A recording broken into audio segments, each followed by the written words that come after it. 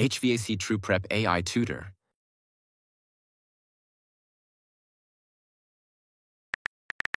Explain shortly corrosion like I'm a kid.